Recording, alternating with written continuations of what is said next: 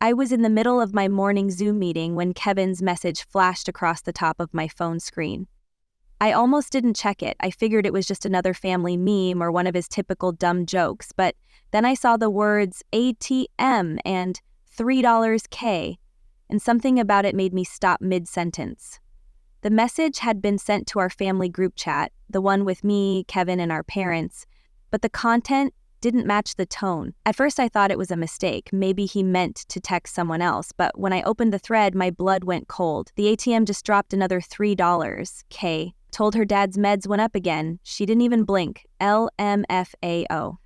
Then another message came in, this one from my mom. Just bought the clubs. Finally, he's gonna flip when she finds out she paid for them, lol. I couldn't breathe. My hands were shaking as I stared at the screen. Before I could even process what I was seeing, Kevin tried to delete the message, but it was too late. I had already seen it. And then, like fate wanted to rip the curtain all the way open, he accidentally sent a screenshot of a completely different chat. It was a private thread between him and our parents, a thread I was never supposed to see. That's when I saw the truth. They weren't just joking about me, they were planning things behind my back. I read every word, every laughing reaction emoji, every time they referred to me not as their daughter or sister, but as the fund, the backup plan, or, most often, the family ATM. I had been sending them money every month for the past 5 years. $3,000 without fail, sometimes more when emergencies came up. A leaky roof, dental surgery, rising medication costs. There was always something urgent, and I never questioned it because I love my parents. Because I believed in taking care of family, because they raised me to be responsible, independent, financially smart, and they said they weren't any of those things, so I felt like I owed it to them. What I didn't know was that while I was working 60 hours a week running my marketing consultancy, while I was skipping vacations and wearing the same 3 business outfits to stretch my budget, they were laughing about how easy it was to take advantage of me. In one message my dad wrote, "Tell her the furnace broke again, that one always gets her." My mom responded, "Don't forget to make your voice extra sad when you call, she folds faster that way." Kevin chimed in, "Once I get her to sign that refinance paperwork, I'm putting a down payment on the Tahoe." I sat there in silence, the meeting still running on my laptop, my client probably wondering why I'd stopped mid-sentence. I didn't care. I couldn't care. I was watching the last 5 years of my life crumble in real time. I thought I was helping them survive. I thought I was protecting them, but I wasn't their daughter. I was their business strategy. I closed my laptop, stood up, and walked to the kitchen, needing to move to do something before I exploded. The April rain tapped gently against the windows, a soft sound that suddenly felt mocking. My whole body buzzed with rage and betrayal. It wasn't just about the money, it was how calculated they were, how casual they were, how there wasn't even a sliver of guilt in their words. These were people I grew up with, people who raised me. And now they were trying to bleed me dry behind my back, all while smiling to my face. I picked up my phone, scrolled back through the thread again, rereading the messages. In one of them, my mom had even written, "She trusts us too much. We need to get those documents signed before she starts asking questions." Documents? I didn't even want to know yet, not until I had someone with me, someone who could help me think clearly. I clicked on my contacts and scrolled down to Megan Lane, attorney. My best friend since freshman year of college. She picked up on the second ring. "Megan," I said, my voice calmer than I expected. "I need to know how to protect my house. I think my family is trying to steal it from me." I didn't cry. I didn't yell. I was just done. Something inside me had snapped, but not in a messy, emotional way, in a clean, surgical way, like a knife. If they thought I was easy to use before, they had no idea what was coming next. Megan met me at her office before it officially opened. She didn't ask questions when I texted her at 6:43 a.m. with the words "emergency, family, need help, house might be at risk." That's the thing about having a best friend who also happens to be one of the sharpest estate attorneys in Colorado. She knows when to talk and when to just hand you a cup of coffee and pull up your file. I sat across from her at the long mahogany conference table, the phone still in my hand, the family chat open on the screen like a wound I couldn't stop touching. She read silently for a few minutes, her expression hardening the deeper she scrolled. When she looked up, she didn't speak right away. Instead, she opened a legal pad and clicked her pen. "Okay," she said finally. "Let's take this from the top." What do you own? What's in your name? And what access have they had to anything financial in the past 12 months? I answered everything as methodically as I could, though my voice shook more than once. The house was mine outright, purchased 3 years ago, paid off in full thanks to a big client contract and a lot of sleepless nights. No mortgage, just property taxes and insurance, both on auto pay, no co-signers. But 6 months ago, I let Kevin borrow my old laptop when his broke during his grad classes.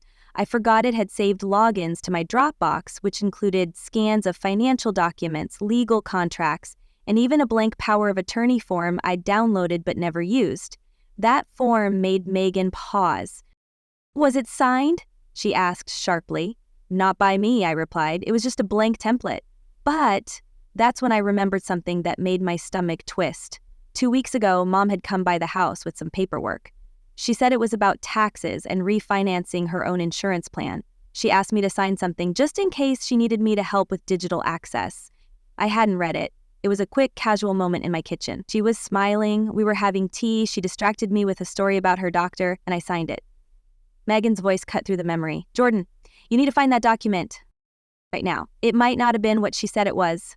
I drove home like my car was on autopilot. The document was still in the junk drawer in the kitchen, right where I left it. It looked harmless at first. Standard legal formatting, a notary stamp at the bottom, but when Megan examined it, her jaw clenched. "This isn't about insurance," she said flatly. "This is a limited power of attorney giving your mother and brother joint authority to act on your behalf in real estate matters. It's dated, signed, and notarized." I felt like the floor dropped out from under me. She said it was for her account access. Megan didn't look up. This wasn't a mistake, this was planned, and it's valid unless we revoke it today. The rest of the morning was a blur of filings. We submitted an immediate revocation of power of attorney, notified the county recorder's office, and flagged any real estate activity on my property for the next 30 days. Megan had me file an affidavit declaring the original signature was obtained under false pretenses. She moved fast, like she'd done this before. "We're lucky they haven't used it yet," she muttered. But if they were already talking to a notary and a real estate agent like those texts suggest, it was only a matter of time. I sat there with my arms crossed, feeling like I'd stepped into someone else's life. It didn't feel real that my own family had orchestrated something this calculated. It wasn't just about money anymore. This was fraud, deception, identity abuse. And still, some part of me wanted to believe it wasn't as bad as it looked, that maybe Kevin didn't understand what he was doing, that my mother had gotten carried away. But that hope shattered when I got a call from a real estate agency that afternoon. A woman named Lisa introduced herself politely, then said she was just following up on the listing. I kept my voice even. "Which listing?" There was a pause. "The one for your property on Edgewater Drive. Kevin Wright said you were out of town and asked us to prepare preliminary documents. Said you'd be back next week and would sign then. He even brought in a copy of your signature last Thursday for comparison." I thanked her for her time and hung up. I didn't cry. I didn't scream. But the silence that followed was terrifying in its weight. They were already moving. They were already using my name. They were so sure I wouldn't find out. I forwarded the voicemail to Megan and added the agency to the cease and desist letter she'd already started drafting. Then I opened my laptop and began gathering everything I could. Emails, bank transfers, text messages, voice memos, even a photo of the signed POA. I printed it all and placed it in a black binder, labeling the cover in thick red Sharpie, "Family Fraud Case, Wright." That night, as the sky turned dark over Denver, I sat alone in my living room staring at my childhood photo on the mantle. Me and Kevin at the zoo, cotton candy in our hands, our mom behind us smiling like she'd never hurt anyone.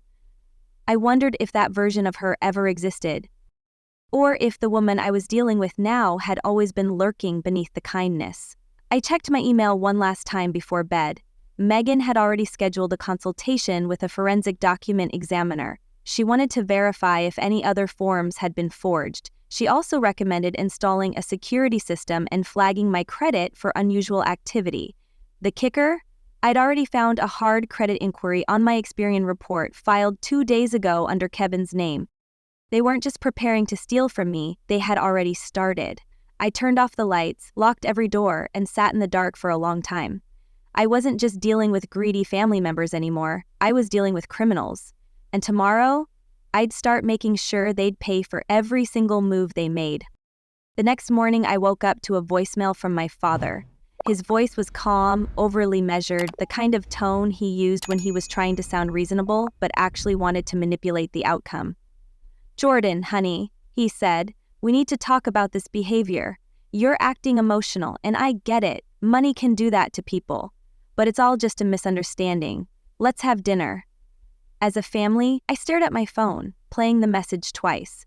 Not once did he deny what they were doing. Not once did he mention the forged real estate listing, the power of attorney, the exploitation of my finances over the past 5 years. Just that I was being emotional. It was laughable if it hadn't been so insulting. I deleted the voicemail and got dressed in silence. Today I wasn't going to work. I was going to the county clerk's office. The clerk's name was Henry, a soft-spoken man with glasses that kept sliding down his nose. He looked surprised when I handed him a written request to pull any public real estate filings or inquiries tied to my property in the last 60 days. While I waited, I tapped my fingers against the marble countertop, thinking about all the signs I had missed. The way Mom always brushed off my questions about their finances, how Kevin kept suggesting I put the house in a trust and let him help manage it, how they insisted I was overworked and needed to delegate more. Everything had been calculated. Each gesture of care had been a way to get closer to my assets. Henry returned with a slim manila envelope. "This was filed 4 days ago," he said, handing me a document with my name typed neatly at the top. My eyes locked on the header. "Intent to sell. Preliminary authorization." Below it was a signature. My signature. Or at least a damn good forgery of it. My knees almost buckled. I gripped the edge of the counter to steady myself. It was one thing to plan, to talk in group chats, to joke and hint and manipulate, but this was real. They'd crossed into criminal territory. They had submitted false documents using my name and identity. This wasn't just fraud. This was identity theft. I thanked Henry, requested certified copies of the paperwork, and took them straight to Megan's office. She flipped through the pages in silence, her face tightening. "Okay," she said. "We're filing a police report today." She called a detective she knew at the Denver Financial Crimes Unit and arranged a meeting. I didn't realize how serious everything had become until I was sitting in that sterile office, explaining to a stranger how my own family was trying to sell my house behind my back. The detective, a woman named Collins, listened without interrupting. When I finished, she nodded. "You did the right thing documenting everything. This isn't just financial abuse. It's real estate fraud and attempted identity theft. It meets the threshold for criminal charges." She asked for copies of the messages, the fake listing, the POA, and the forged signature. I gave her everything. Back home, I installed a Ring camera system on every entrance, locked down my credit with all 3 bureaus, and froze the checking account I used for transfers to my parents. That evening, the calls started. First Kevin, then Mom, then Dad again. I didn't answer. I let them go to voicemail. Some were calm, some were frantic. One of Mom's was just her sobbing, saying I was tearing the family apart and letting outsiders poison me. But the message that really made me sit down was from Kevin. "You're making a huge mistake," he said. "You think you're winning by cutting us off? You think we can't survive without your money? We'll find another way. But don't forget, we know things about you too. Be careful how far you take this." It wasn't just gaslighting, it was a threat. The implication hung in the air like poison. For years, I had trusted Kevin with access to my Wi-Fi, my devices, even my apartment when he needed space. What did he mean by "we know things"? What had he copied, saved, stolen? I forwarded the voicemail to Megan, and by the next day, she had sent a cease and desist letter to Kevin and my parents, officially revoking all previous agreements and warning of pending legal action if they continued to interfere with my property, finances, or personal affairs. But the damage had already spread. That week, I started getting strange calls from companies I'd never heard of, mortgage lenders, financial advisors, one sketchy LLC offering rapid liquidity options for estate planning. My name was out there. They were shopping me around. I went into full lockdown mode, combing through every account, changing passwords, enabling 2-factor authentication, alerting my bank manager, who offered to move my accounts into a flagged fraud-protected tier. I even changed the locks on my house. Then came the final straw. A courier arrived at my door with an envelope. Inside was a legal-looking letter titled "Notice of Intent to Vacate Property Due to Probate Proceedings." I was stunned. I hadn't died. I wasn't under any probate case, but someone had filed paperwork suggesting I was medically unfit to manage my affairs, and that a conservatorship petition had been submitted on my behalf. My heart slammed in my chest. I called Megan in a panic. She took one look at the scanned document and said, "They're trying to declare you incompetent. They're escalating." It all made sense now. This was their final play. If they couldn't trick me into signing things, if they couldn't sell the house behind my back, they'd try to take legal control by painting me as unstable. The same migraines I'd been honest about with them for years, the ones that put me in the ER twice last year, were now being twisted into evidence. Megan acted fast. She filed a legal counteraction and scheduled an independent evaluation to preempt any guardianship claims. We also sent a formal request to the probate court demanding to know who had initiated the conservatorship process. The name on the request? Kevin Wright, filed 2 days ago. I spent that night pacing my living room, unable to sleep, reading every email, every text, every memory, backward and forward. They were really doing it. My family was trying to erase me. Legally, financially, personally. They had weaponized love, trust, and my own medical history against me. But now they'd gone too far. This wasn't family drama anymore. This was war. And I wasn't scared of them anymore. I was angry. And anger in the hands of someone like me, someone who documents everything, who builds systems for a living, who knows exactly how to move in silence until it's time to strike. That kind of anger isn't loud. It's strategic. They wanted to steal everything I'd built. Now, I was going to make sure they lost everything they'd gambled to take it. The morning after we filed the counteraction with the probate court, I found myself standing in the middle of my living room, surrounded by stacks of printed documents, USB drives, and labeled manila folders. I hadn't slept more than 3 hours, and it showed. My eyes were bloodshot, my thoughts scattered but sharp. The fear had worn off, the shock had settled. All that remained was a kind of cold, surgical focus I didn't even know I was capable of. I wasn't just going to defend myself anymore. I was going on offense. They wanted to push me into a corner, isolate me, discredit me, and take control of everything I owned. But they had made one fatal mistake. They underestimated how far I would go when someone tried to destroy my life. I started with my health insurance. 2 years ago, I'd added my parents as dependents to my private policy. At the time, it felt like the right thing to do. They were approaching retirement age, always vague about their coverage, always hinting they couldn't afford prescriptions, so I added them. I even offered to cover copays. I thought I was being generous. What I didn't realize was that I was giving them leverage, access to documentation, contact with insurance reps, and more importantly, insight into my own health records. I called the provider that morning and requested a full audit of access logs and dependents. The representative was sympathetic and after verifying my identity, confirmed that not only had my mother called several times about her coverage, but she had also made inquiries about my personal prescriptions and medical history using vague statements like, "She's my daughter, she asked me to call, she has migraines and memory problems." I felt the blood drain from my face. They had been laying the groundwork for the incompetency claim for over a year. I immediately removed them from my policy, citing financial separation and fraudulent behavior. The representative said they would receive notice within 30 days.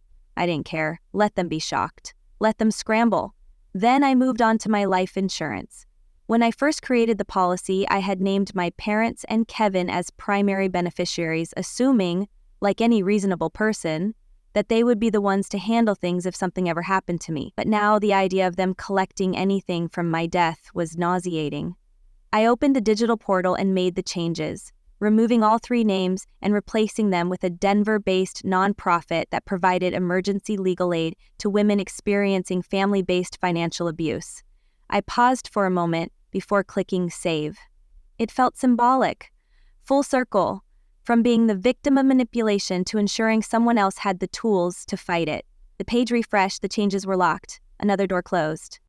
After that, I began preparing a personal statement, one I intended to send to the probate court, the financial crimes unit, and every legal representative connected to the investigation.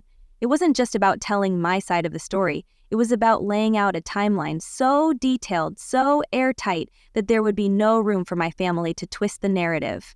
I included every payment I'd made to them over the last 5 years, $3,000 monthly, plus extras.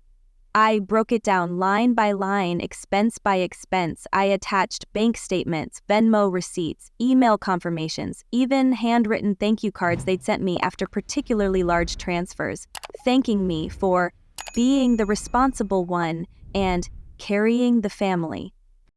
I wrote about the fake real estate listing, the forged signature, the attempted conservatorship, and even included a transcription of the voicemail Kevin left threatening to expose me.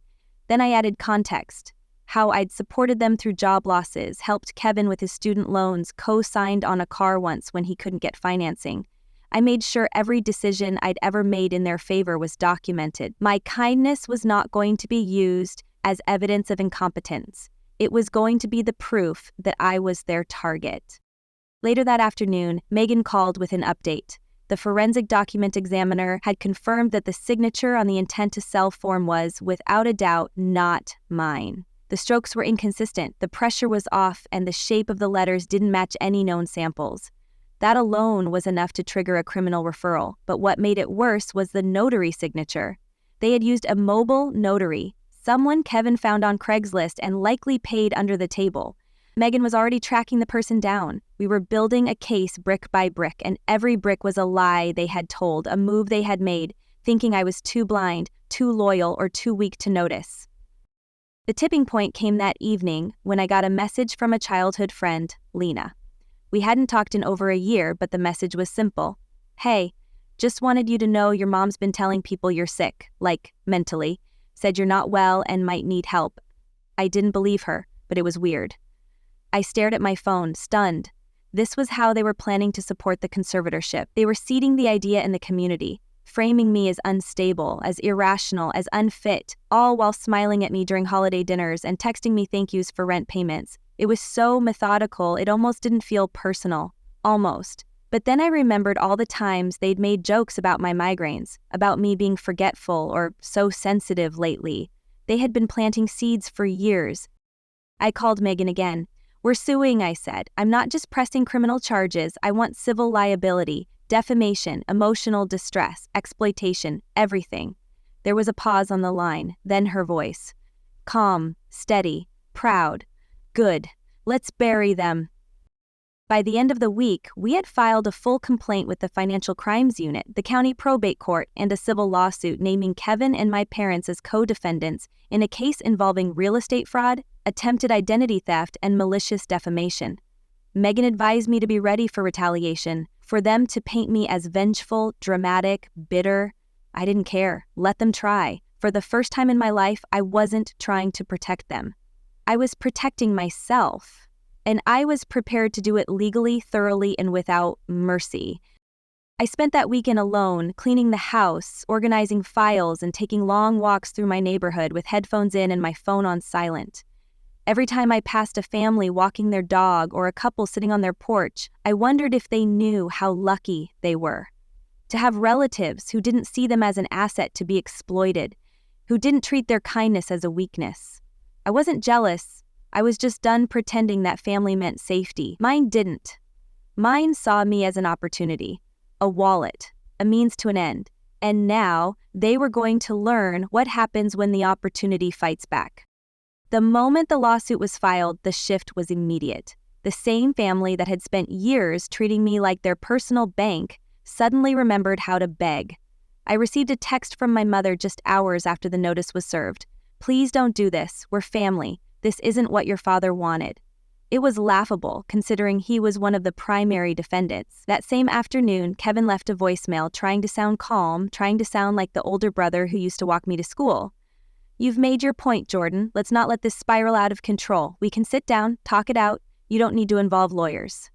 The nerve of it made me laugh out loud in my kitchen. They wanted a conversation now, after orchestrating the sale of my home, forging my signature, and trying to declare me legally No, they didn't want to talk. They wanted to manipulate, they wanted to delay, they wanted time to spin their version of the story. But I was already 10 steps ahead. Megan and I had mapped out every detail, documented every interaction, tracked every fraudulent move they'd made since this began. My statement to the court had been submitted, complete with supporting evidence, over 70 pages of bank records, signed documents, forged paperwork, text messages, and even audio clips from voicemails where Kevin indirectly threatened me. Our defamation claim was backed by witness statements from friends who had heard the rumors being spread about me, about my mental decline, my emotional instability, and the suggestion that I was no longer capable of managing my own life. But the most powerful evidence came from a phone call that they didn't know I'd recorded. 2 weeks prior, before I had filed anything formal, my mother had shown up at my house unexpectedly. She rang the bell with her usual forced smile, holding a bag of muffins like we were still living in some sitcom version of reality. I let her in, not because I believed her, but because I needed confirmation. I turned on my phone's voice recorder and slid it onto the kitchen counter as we talked. She started soft, telling me she was worried, that I had seemed off lately, that maybe I should consider letting Kevin help with things while I focused on getting better. I nodded along, letting her speak, asking questions in a calm voice, all the while documenting every manipulation, every gentle gaslight. Eventually, she said the words I needed. "You wouldn't even notice if Kevin helped with the house stuff. You're so busy these days." That's why we did the paperwork. You signed it, remember? There it was, an admission. On record. My attorney practically lit up when I sent it to her. The court didn't hesitate to approve our emergency injunction. The forged listing was frozen, all financial activity involving my property was locked, and Kevin and my parents were barred from contacting any of my banks, insurers, or legal representatives directly. Megan filed a restraining order request the same day, and though it hadn't been granted yet, it was a clear line in the sand. I thought maybe they'd retreat after that. Maybe they'd finally realize how serious this was. But people like them, who think they can manipulate their way through everything, don't stop when they're caught. They double down. The next wave of retaliation came through social media. A post appeared on my father's Facebook page. Public, long, dramatic. It read like a eulogy and a character assassination all in one. He wrote that I had changed, that I was being influenced by greedy lawyers and making false claims against the people who raised me. It was manipulative and carefully crafted, filled with just enough half-truths to confuse anyone who didn't know the full story. I didn't respond. I didn't need to. My inbox was already filling up with messages from people who had seen the court filings and knew the truth. A former coworker of Kevin's reached out and offered a sworn statement about a conversation they had during a staff party. Apparently, Kevin had bragged about taking over the house soon and finally getting what he deserved. We added it to the file. But what hit the hardest came a few days later when my parents' lawyer sent Megan a letter requesting a private mediation. In it, they claimed I was acting out of emotional instability, that I had misunderstood family intentions, and that a peaceful resolution would benefit everyone. Megan looked at me after reading it and raised one eyebrow. "Peaceful resolution?" she said, flipping the letter closed. "That's code for, we know we're screwed and we're trying to make it go away quietly." I didn't even hesitate. "No mediation," I said. They weren't interested in peaceful when they forged my name. They weren't peaceful when they told the community I was mentally unstable. Now they want quiet. They'll get silence when the judge closes the case and hands them a verdict. We continued building the case with methodical precision. Megan brought in a financial investigator to trace how the money I'd sent over the years had been used. The findings were infuriating, but not surprising. Thousands had gone to non-essential purchases, trips, designer items, golf equipment, and even down payments on speculative investments Kevin had made with friends. My parents weren't just relying on me for survival. They were living above their means while draining mine. It wasn't support. It was theft, disguised as need. The investigator's report also revealed that my father had listed me as a silent guarantor on a business loan through a fabricated co-signature. That became part of the criminal investigation. And within days, the bank involved froze the loan and flagged the application for fraud review. Word was spreading. My phone started ringing with unfamiliar numbers, extended family members I hadn't spoken to in years. Some called to support me, saying they'd always suspected something was off.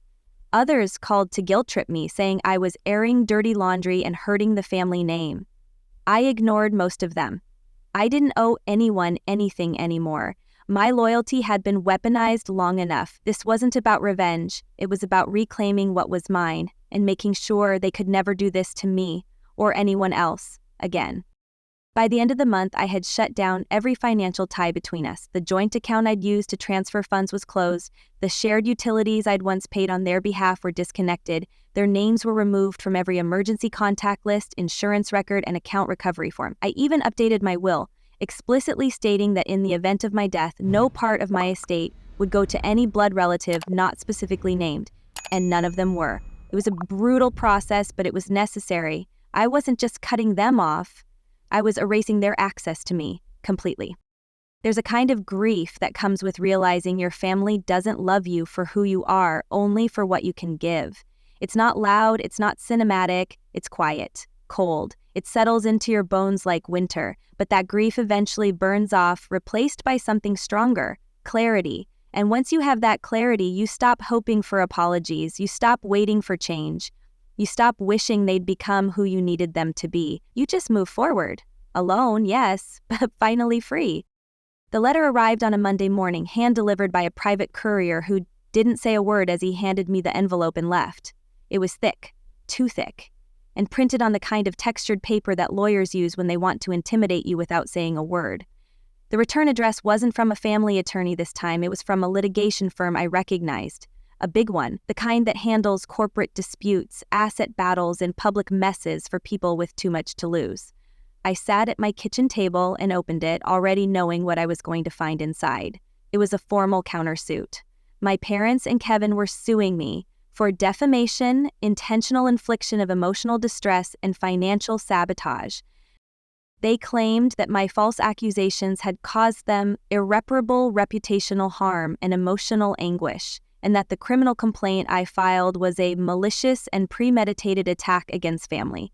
I read the entire thing in silence, flipping page after page, until I got to the part where they demanded damages, $250,000. That was their price. That was what they thought they could get from me after everything they'd done. It was so audacious I had to laugh, but beneath the laughter there was something else, an emotion I hadn't expected to feel again. Rage. Cold, clean, and perfectly focused. I sent a scanned copy of the lawsuit to Megan, and within minutes she called me back, already mid-research. They're bluffing, she said. Their claim is weak, the evidence is garbage, and if they think this will intimidate you into dropping the criminal charges, they're dumber than I thought. But they're playing dirty now. We're past family politics. This is war. She advised me not to contact them directly, not to respond to any outreach, and to prepare for the possibility that they'd go public. She was right. 2 days later, a story popped up on a local blog. Successful marketing executive accused of betraying family. It was vague, clearly sourced from someone close to them, and carefully written to cast me as a career-focused, emotionally unstable woman who turned on the very people who had sacrificed everything for her. The comment section was a circus. Strangers speculated about my mental health. Some wondered if I had a vendetta against men. Others assumed I was being manipulated by my aggressive female lawyer. But I didn't respond. I didn't post. I didn't defend myself. I let the silence stretch, knowing the truth would speak louder in court than anything I could say in a comment thread. That week, I moved forward with everything Megan and I had planned. We filed a motion to dismiss their countersuit on the grounds of strategic lawsuit against public participation, SLAP.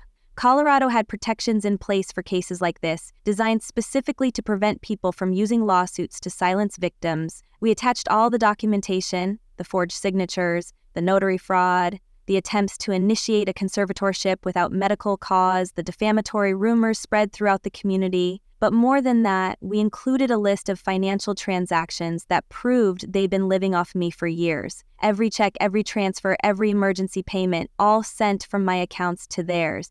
We showed how they had misused the money, lied about their needs, and then tried to strip me of my autonomy once I stopped cooperating. Megan called it one of the cleanest financial abuse timelines she'd ever seen. The judge would see it too. In the meantime, I stayed quiet. I spent more time alone, working late at the office, taking long walks in the evening, deleting social media apps, and letting the noise fade into the background. But the silence didn't last. One night, around 10 p.m., someone banged on my front door. Not knocked. Banged. Repeated. Aggressive. Echoing through the house like a threat. I didn't move at first. I waited, heart pounding, as the motion lights clicked on outside. I peeked through the peephole and saw Kevin, standing on the porch with his fists clenched, his face tight with anger and panic. I didn't open the door. I didn't even flinch. I simply turned on the Ring camera's audio and said, "You're trespassing. This is being recorded. Leave now." He didn't speak. He stood there for another full minute, then turned and walked away. The next morning, Megan filed for a temporary restraining order citing direct intimidation. The judge granted it. Kevin was served within 48 hours. Then came the breaking point. My father was hospitalized with chest pains. My mother left me a voicemail crying, saying it was my fault, that the stress had pushed him over the edge, that I was killing him with this witch hunt. She begged me to come to the hospital to talk to fix this. I listened to the voicemail 3 times. It was manipulative, theatrical, and deeply familiar. The same tactic they'd used for years, emotional blackmail dressed up as parental concern. I didn't go. I didn't call. Instead, I wrote a letter. Not to them, but to myself. A list of every moment over the past 5 years where I'd ignored my instincts to protect theirs. Every time I'd drained my savings, canceled plans, accepted guilt that wasn't mine. I ended it with a promise. I will not save people who are trying to destroy me. I will not carry a family that would bury me to protect themselves. Weeks passed. Court dates approached. Evidence piled up. Their countersuit fell apart quickly, dismissed by the judge without hesitation, but the criminal case was still pending. Kevin and my parents had switched lawyers twice, trying to stall the process, hoping I'd fold. I didn't. I showed up to every deposition. I provided every document requested. I spoke clearly, calmly, and with purpose. The prosecutors saw the truth. The judge saw the truth. And finally, I saw it too, not just in court, but in myself. I wasn't broken. I wasn't cold. I wasn't cruel. I had boundaries. I had clarity. I had strength. And they hated that more than anything. The final pretrial hearing ended with a formal recommendation to settle, not a mediation, not a plea, a settlement, because their lawyer knew that if this went to trial, they would lose badly. Megan relayed the offer to me. They would drop all claims, withdraw the conservatorship paperwork, issue a public apology, and agree to pay a portion of my legal fees. In return, I would agree not to pursue further civil damages. I asked for time to think. I spent 3 days sitting with it. Not because I was unsure, but because I wanted to be certain that accepting peace wouldn't feel like surrender. On the 4th day, I gave my answer. I'll consider the settlement, but only after they issue the apology publicly, in writing and under oath. No vague statements, no press spin. A real, honest acknowledgement of what they did. If they couldn't give me that, we'd go to trial. And I'd take everything they had left. They agreed.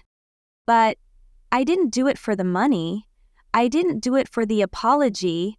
I did it for the silence that followed, the moment I stood in my house alone, reading their signed statement, knowing they would never touch me again. That was the real victory. The quiet. The end. The beginning. The morning after I received the signed apology, I didn't rush to do anything. I didn't check my email or scroll through messages. I didn't reread the documents or forward them to anyone for validation. I simply sat on my back porch with a cup of coffee, watching the light shift across the trees. For the first time in years, my chest didn't feel tight. My jaw wasn't clenched. There was no weight pressing against my spine, no anxious tension humming beneath my skin. It was just quiet, peaceful, still. I had expected some grand sense of closure when this was all over, but what I got instead was something simpler. Absence.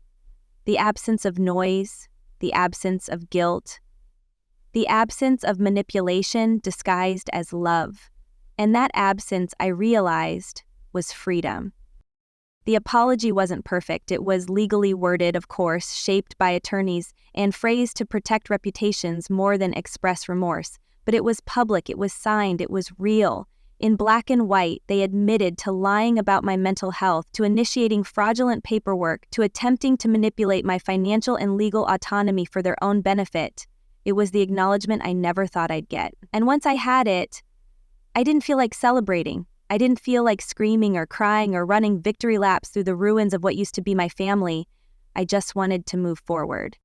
People talk about healing like it's a moment, a finish line, some specific scene where the music swells and the camera pans out on your tear-streaked face. But healing isn't like that. It's quiet. It's made up of small choices, like going for a walk without checking your phone every 5 minutes, or cooking dinner for one and not feeling lonely. It's choosing to redecorate your home, not because you need to forget, but because it's yours now in a way it never really was before. It's letting yourself remember the good things without needing to forgive the bad. I stopped trying to untangle the past. I stopped wondering which moments were real and which ones were part of their long con. It didn't matter anymore. The damage was done, the truth exposed, and the chapter closed. I made changes. I rewrote my will again, this time adding a clause that designated a portion of my estate to fund legal services for others escaping familial financial abuse. I started consulting pro bono with women going through similar battles, women who were smart, generous, and endlessly patient, just like I had been, and who were now paying the price for believing that family meant safety. I shared my story anonymously through a support network, and the responses reminded me that I wasn't alone, that this wasn't rare, that people all over the country were suffering in silence under the weight of false loyalty. My pain, as personal as it was, became something useful, and there was power in that. As for my family, I don't know what they're doing now. I don't ask. I don't look. I don't need to know. Whatever consequences they're living with are theirs to manage. I no longer carry their burdens. I no longer feel responsible for their choices. The cords that once bound us, financial, emotional, psychological, have been severed, and in their place there is nothing, no bitterness, no revenge, just distance. I don't miss them. I miss who I thought they were. But that's different. That was a version of them that never truly existed, and letting go of that illusion was the final piece of my freedom. Sometimes, when I'm walking through the city or standing in line for coffee, I wonder if people can tell, if they look at me and sense that something fundamental has shifted, that I'm not who I used to be. And in a way, I'm not. I'm not softer. I'm not sweeter. I'm not more forgiving. I'm sharper, clearer, calmer. I don't bend anymore. I don't over-explain. I don't volunteer to be the one who holds everything together. I let people show me who they are the first time, and I believe them. I trust myself more than I ever trusted their approval, and that trust, that's mine. No one can take it again. People always say, but they're your family, as if that's supposed to excuse everything, as if shared blood should grant immunity from consequences. But family isn't just about DNA, it's about safety, respect, truth. And when those things are gone, what's left isn't family, it's just people you used to love who made a choice to hurt you. I made a choice too. I chose myself, and I'll keep choosing myself every day without apology. Because I was never their daughter. I was their plan B, their insurance policy, their fallback. But I am no one's backup plan anymore. I am my own future, and I'm finally free to live it.